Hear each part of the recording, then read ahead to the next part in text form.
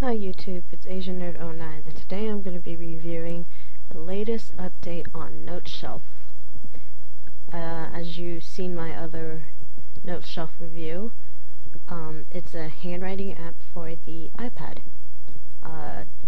Just recently, on January 10th, they released a new version 5.0, and it integrates text input where you can type using the keyboard function.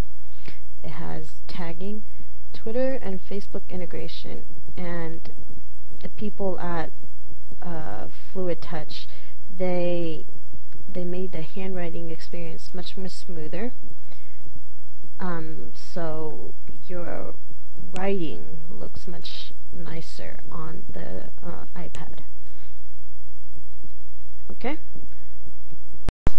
Back, and here's my iPad 2, and we're going to be beginning our review on the latest NoteShelf update that was released January 10th. Here's the shelf that you'll be opened up to. The first thing that's different is the editing the individual notebooks. Before, you had to press down on the notebooks, but now there's an edit book in the top corner, and it will pop up the little options.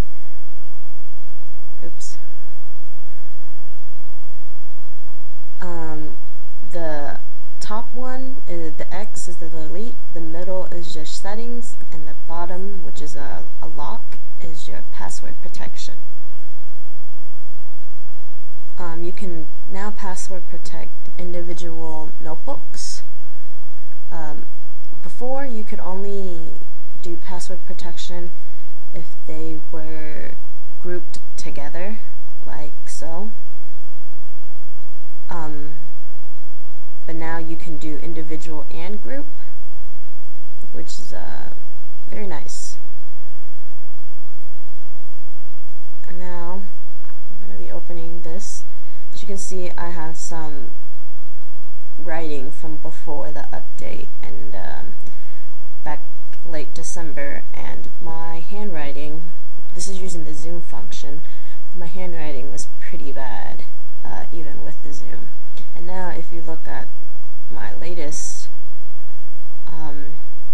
from yesterday, my handwriting is very nice now. You can totally tell the difference. This is using the zoom function still, and you can see how smoothly and how nicely it is now. Well, I've also noticed that using wide world paper, I don't need to use the zoom function for my handwriting to be legible. I can pretty much read what I've written without the zoom, and with the wrist protection, I've noticed, though, when I was writing, you might have a problem with multitasking gestures. That's new on iOS 5. You might have to turn that off in settings, because too much of your wrist will interfere using the multi-function. So, like I said before, I can write without using the zoom function inside the lines legibly.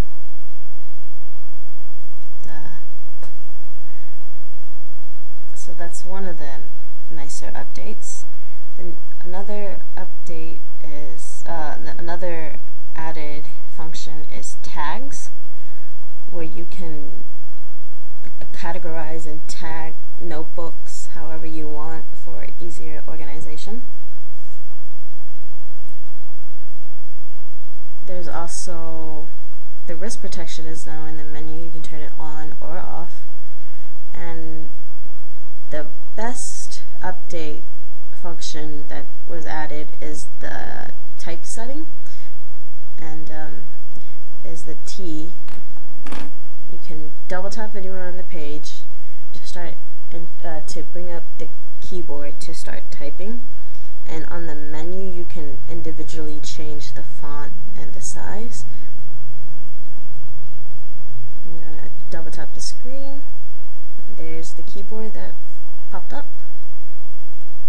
This is the color picker. Pick tons of different colors. This little A with the 2 lines will automatically size down the font to fit in between the lines. I think this only works for portrait, as it didn't really seem to work for landscape. These are the 2 cursor buttons to go back and forth that I just played with.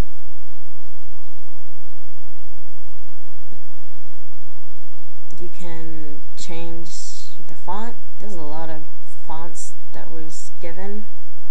It's chalk dust or something like that. And here's copper plate. You can change your font size.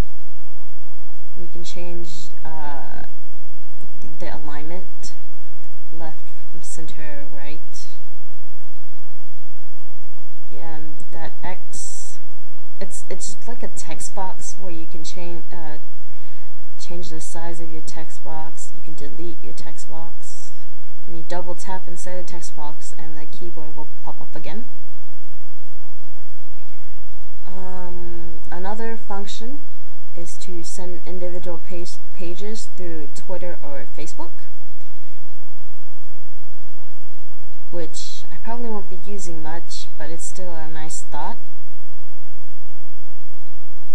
especially the individual pages part. If you've already automatically logged into Twitter, you can just send it as a, I guess it sends it as an image. You can also do it on Facebook. Just popping into the authorization of Facebook, all that. Exporting, still the same. You still can export through Evernote and Dropbox as an image or a PDF, email, iTunes, print, all that good stuff. So that hasn't changed a bit.